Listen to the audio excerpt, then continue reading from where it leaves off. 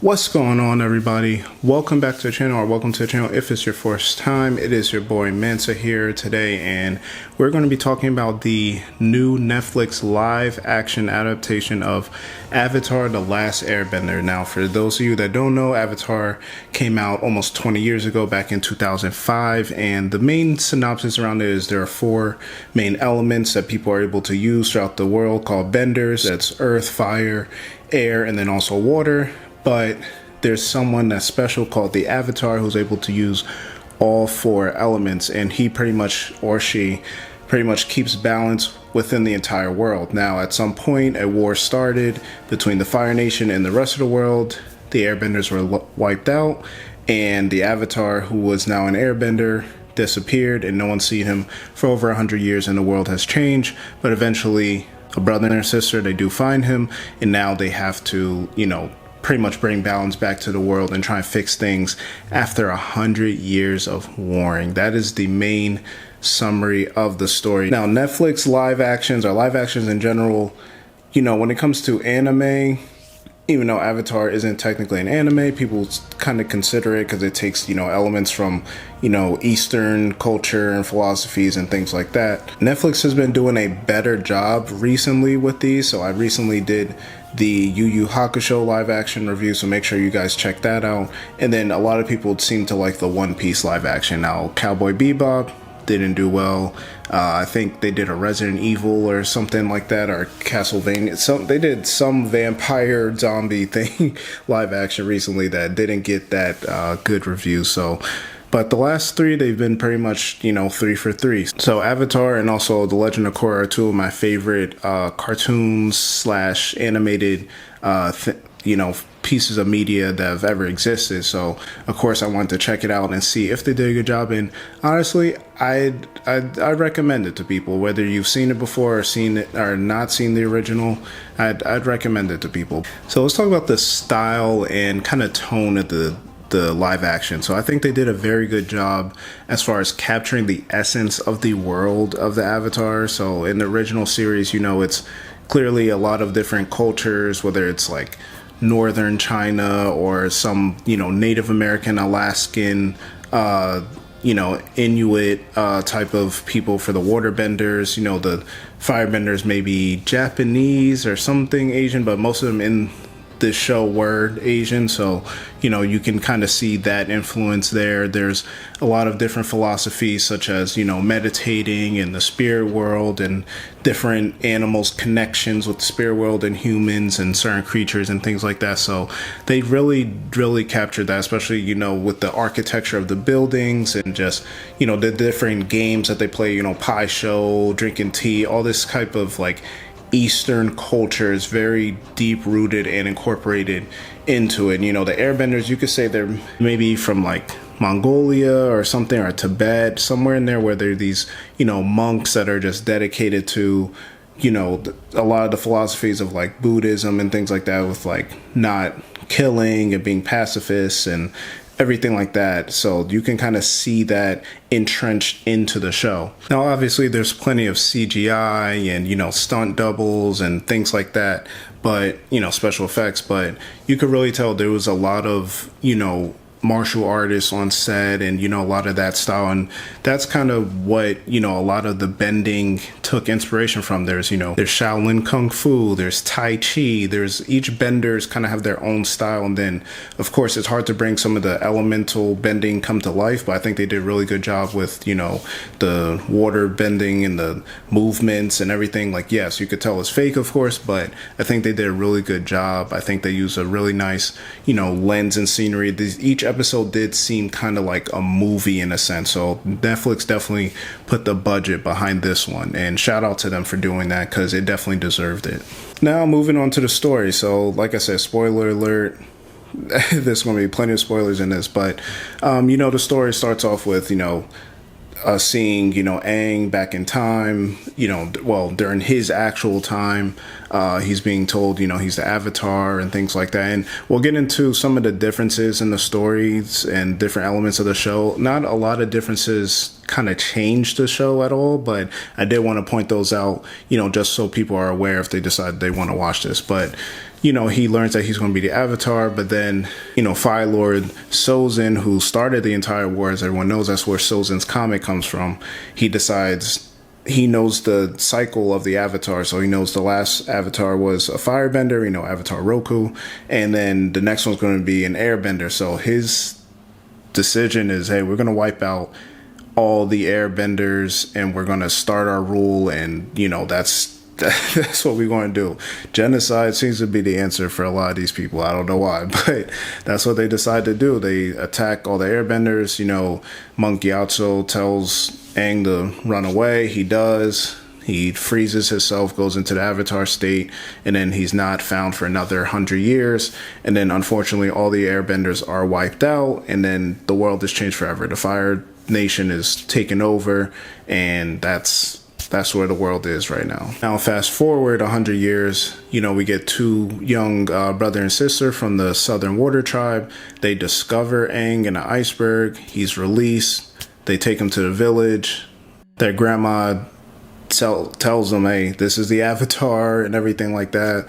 And then the banished Prince Zuko, is tracking the Avatar for the last 3 years. After being banished, his father told him, hey, if you find the Avatar, that's the only way you can step foot back in our borders. And that's what he did. He'd been searching for 3 years.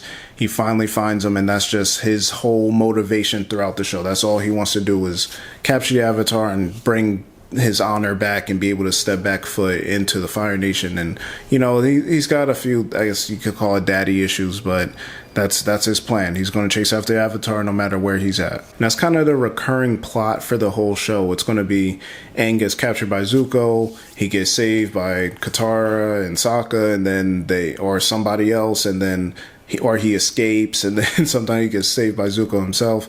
Then they go on to the next spot. The first spot they go to Kyoshi Island. Kyoshi was actually the Avatar before Roku, so 2 Avatars before Aang. And this was something that we're going to talk about more in the differences, but this was kind of interesting. What they did was every single nation or temple or island that Aang and his friends went to, Aang was able to speak to his past lives to try and get that advice from them.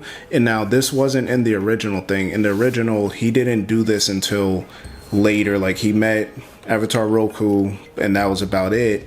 And then when he was going to fight the Fire Lord at the end of the show, that's when he was getting advice from all his past lives. So I did like that they added that, though, because we don't see a lot and hear a lot about the stories of the previous Avatars unless you go digging into the the lore and the graphic novels and all these kind of things online. So I thought that was a good thing that they added. But they make it to Kyoshi Island, and of course, everywhere that they go, the Avatar is kind of like this beacon of hope for a lot of people. They just thought the last 100 years he's been gone, and we needed him. At that moment, he vanished. That's the whole thing with the Avatar.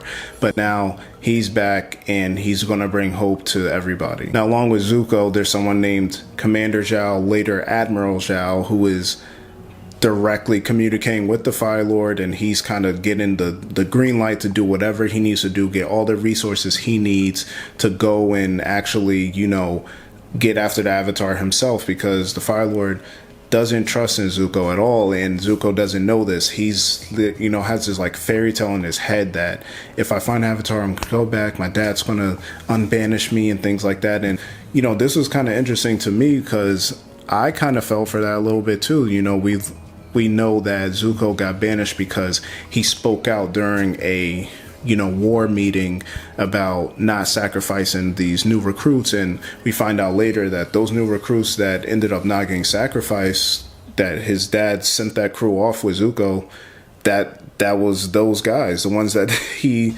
spoke out against. He had to fight against his father. He got the nasty scar on his face.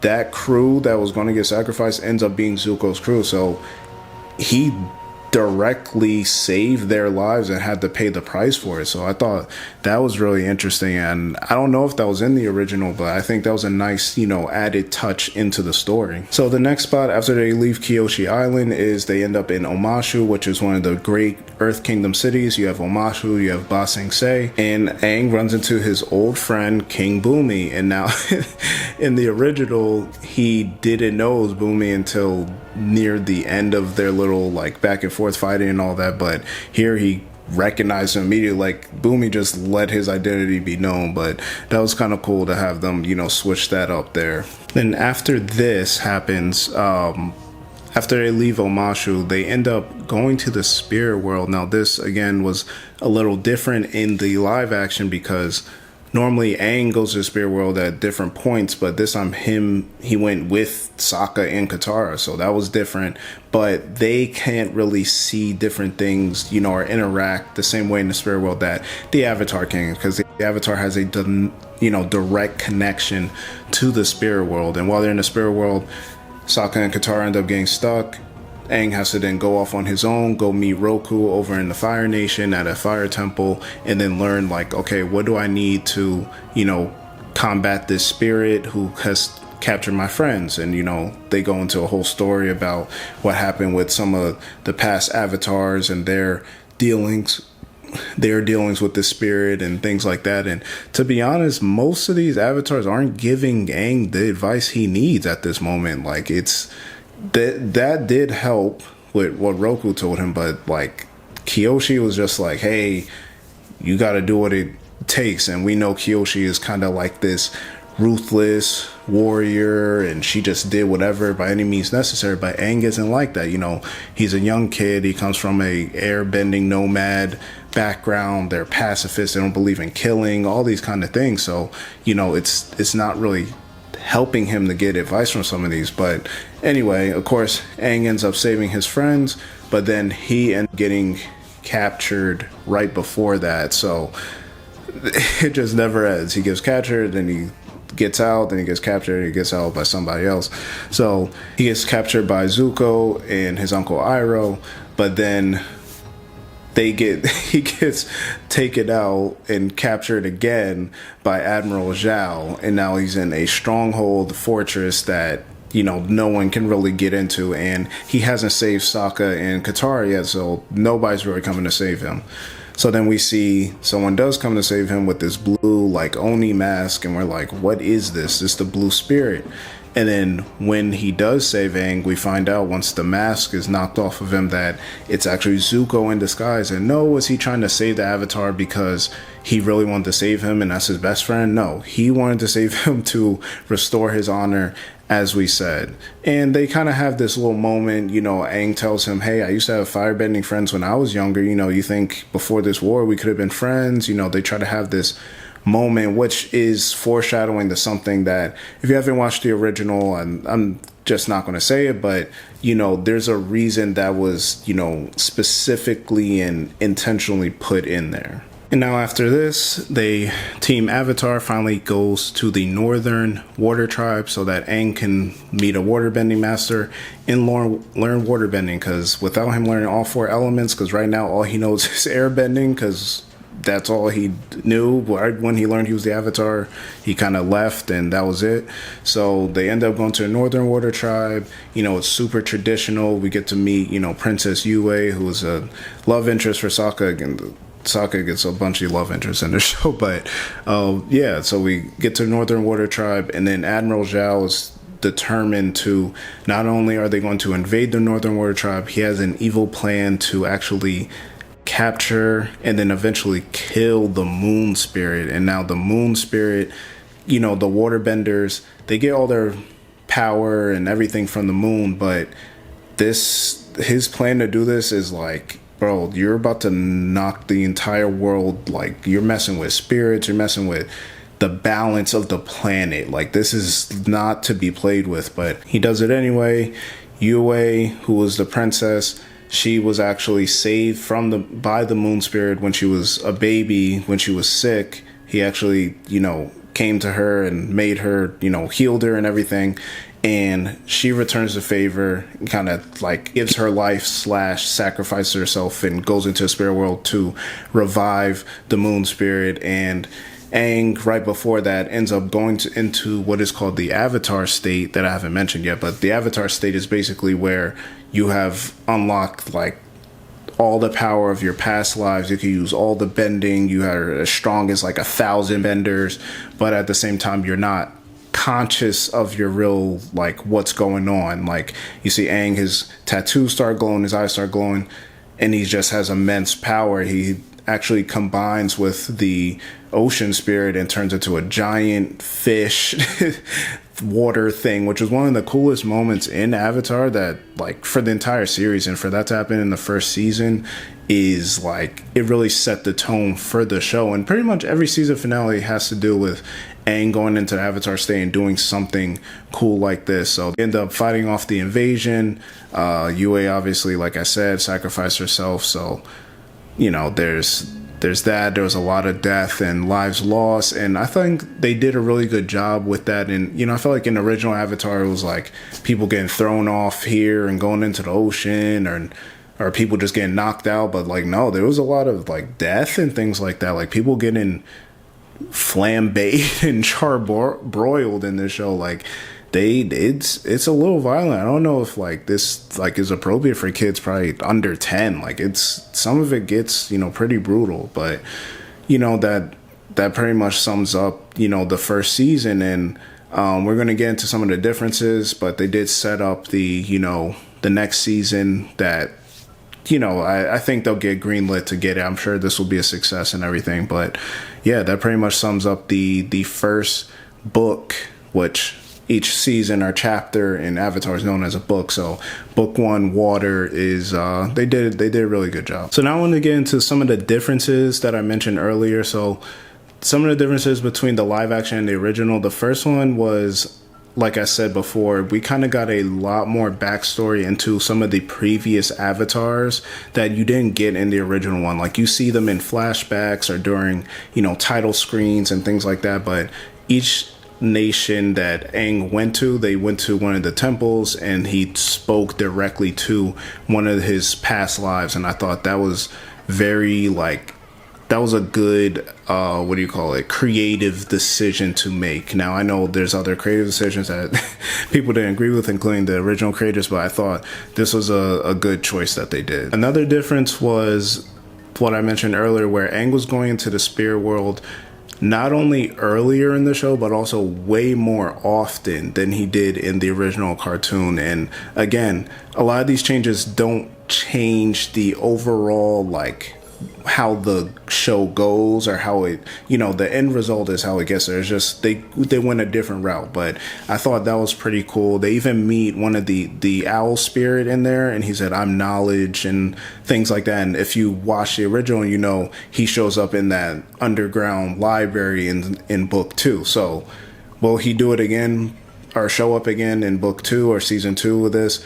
I don't know, but I thought that was pretty cool that they had a familiar, you know, spirit in there. And I think that was a little bit of fan service for, you know, fans of the original. Another difference was we were introduced to Team Azula pretty early in this. Normally we meet Azula, Ty Lee, and Mai, I think somewhere in season 2. So they kind of showed us them early. They showed us Azula using lightning bending. They did a lot of stuff where they kind of did it with everything. They showed a lot of people a lot earlier. Even when they went to Omashu, they met Jet and his whole team, the Freedom Fighters, earlier in the season than they normally did. They met Teo and his dad, the mechanic, when they were supposed to meet them at the Northern Air Temple, because people thought they were airbenders, but they're really just using, you know, gliders and inventions and things like that. So they started adding a lot of the characters a lot earlier, but at the same time, it was no consequence to the overall show. So I thought that was okay. The other thing they changed was the Lover's Cave or the Badger Mole Cave. Normally it was supposed to be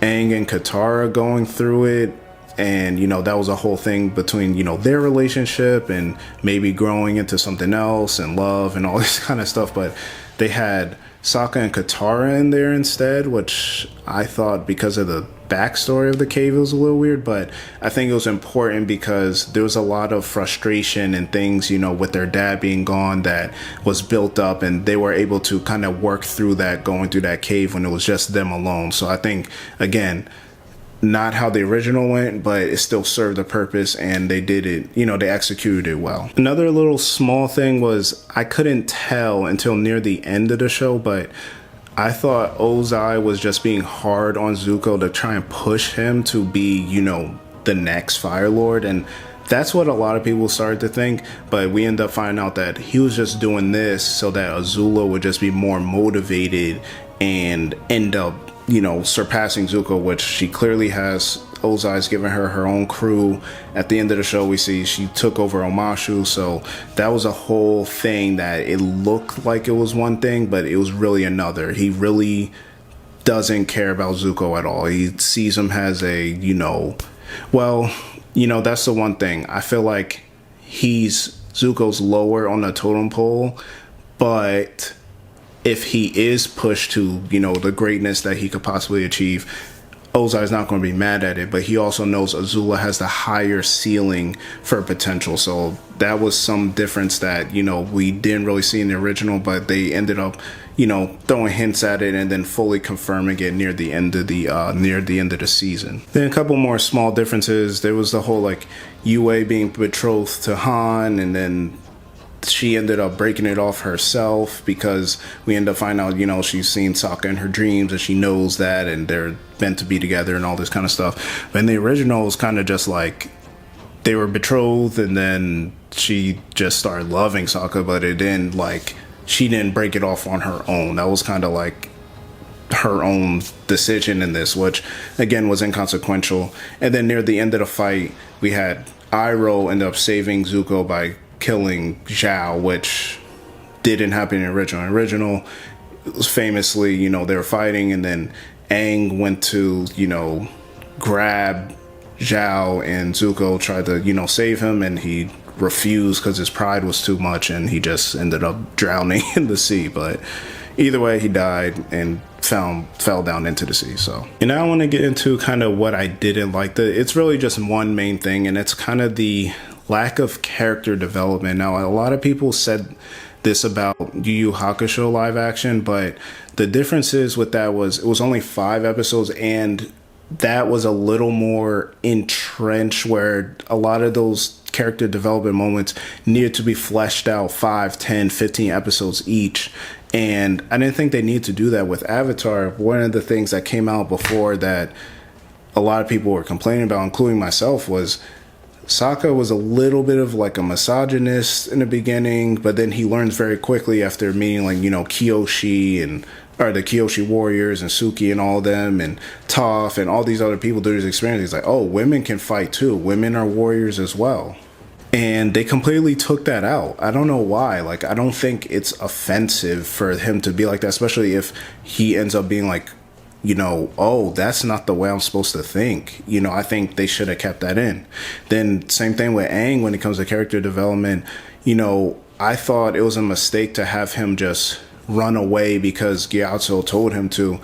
In the original, he ran away because he was scared. He was getting mistreatment because he was the Avatar, and people thought it was unfair for them to play games with him and all these kind of things.